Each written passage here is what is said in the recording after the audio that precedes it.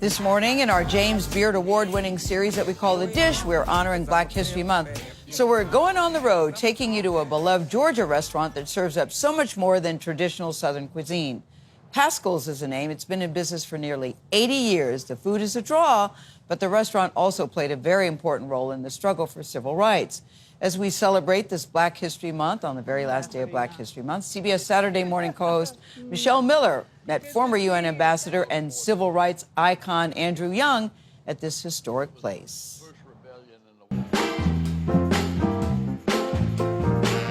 Soulful flavors of the South fill the plates here in Pascal's. This season fried, this season good. A staple in Atlanta's food scene.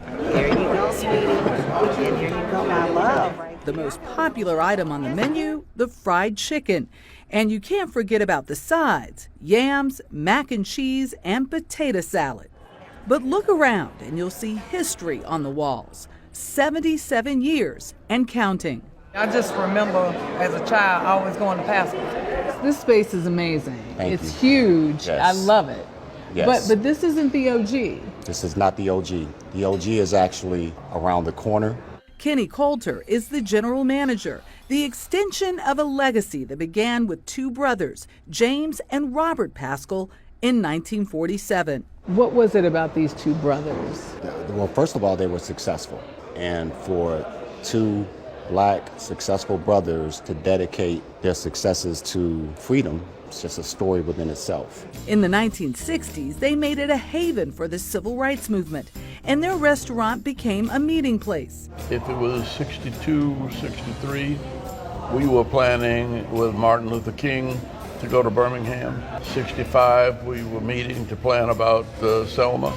All that happened over Pascal's Fried Chicken. Former United Nations Ambassador Andrew Young remembers those early days when Pascal's was a mainstay for Dr. Martin Luther King Jr., John Lewis, and the Freedom Riders. You call a meeting of preachers, and they'd show up here, and they loved chicken. It wasn't that expensive. It was also a pivotal stop on the campaign trail for many political hopefuls. In '70, I was coming into Pascal's, and who did I bump into but Jimmy Carter? Really? And he was running for governor. And he came to Pascal's. He had to come to Pascal's. If he wanted to win the race, he had to come to Pascal's. But he did something that I admired him for. He spoke to me, but he said, just a minute, I'll see you when I get back. Because he went to the kitchen first. Wow. See? And he went to speak to everybody in the kitchen. And that's the heartbeat of Pascal's, where savory fried green tomatoes, creamy mashed potatoes with gravy, and perfectly fried shrimp are plated. This is 52. Today, the restaurant is moving its legacy forward while keeping the food as its main attraction. From Chef Barron. Here I see you got our baked salmon. We call that a salmon seafood grill with the legendary sides, mac and yams. Baron Vincent is head chef. The 1947 is one of the staples here. That's this chicken right here. Yes, ma'am. That is that secret recipe that the two brothers have been doing since 1947. That chicken, as you can see, cutting through it, it's very juicy, it's moist, it's enriched with flavors. Would you like some of this chicken? You like the breast meat? Let me tell you something. I've been coming here at least once a week. I don't know where else to go to get chicken. This table, representing 5 nations across the globe, wanted the American experience. So how does it rate? Really good. First time I've ever had meatloaf in my life. And it's Never had meatloaf? Ever. We actually looked on Google and it said this is one of the best soul food places. Something Young already knows.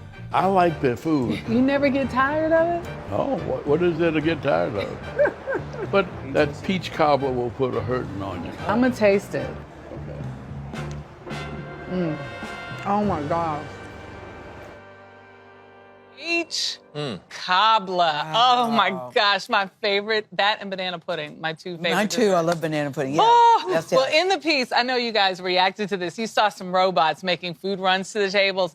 That was my first time actually seeing that. I know it's kind of a thing in some restaurants, but The general manager says the restaurant struggled with staffing right after reopening from the pandemic, and they decided to get those 2 robots to replace some 4 positions because they just couldn't fill the positions with people. I still want the people back, but let me tell you, looking at that food, I wanted to lick the screen. That meatloaf? Meatloaf. I didn't have the meatloaf, but I can vouch for that fried chicken. Yes. Was amazing. The fish on their menu, they have a salmon and a bronzino. Delicious. And it was good to see Andrew Young. He looks good. Oh, he says he goes there at least once a week. Wow. I'm going to start going once a week, man. The Yeah, flights the from history New York of to that Atlanta every hour. I've never been. I want to go. Such a rich try it So I went out. in Atlanta. Now I know I have to go to Pascal's in Magic City, they told me. There you go. Oh, all right. That's Moving what on. I heard. That's what I heard. Michelle, thank you.